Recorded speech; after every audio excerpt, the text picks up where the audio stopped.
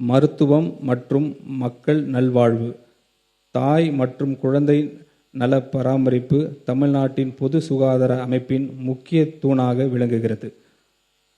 அண்மையில் எடுத்த national sample registration system சர்வேயின்படி தமிழ்நாட்டின் குழந்தை இறப்பு விகிதம் 1000 பிறப்புகளுக்கு 11 உள்ளது.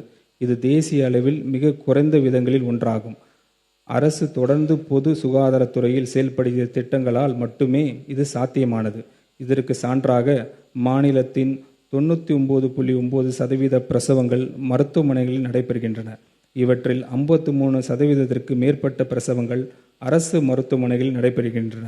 அரசு மருத்துவமனைகளில் நடைபெறும் பிரசவங்களின் எண்ணிக்கையை அதிகரித்து இதன் மூலம் மருத்துவ தேவைகளுக்கான பொதுமக்கள் சொந்தமாக செலவிடும் தொகையை குறைக்கும் நோக்கில் அரசு தாய்மாமன் தங்க மோதிரம் திட்டத்தை செயல்படுத்த உள்ளது.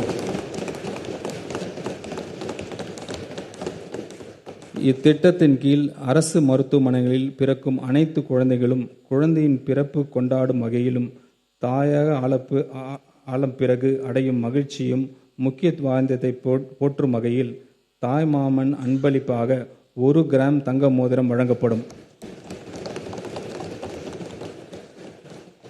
இத்திட்டத்தை நடைமுறைப்படுத்துவதற்காக திருத்த வரவு செலவு திட்ட மதிப்பீடுகளில் 560 கோடி ரூபாய் நிதி ஒதுக்கீடு செய்யப்படுகிறது. தமிழ் ஜனம் சேனலை சப்ஸ்கிரைப் பண்ணாம பார்த்துட்டு இருந்தீங்கன்னா மறக்காம சப்ஸ்கிரைப் பண்ணிடுங்க.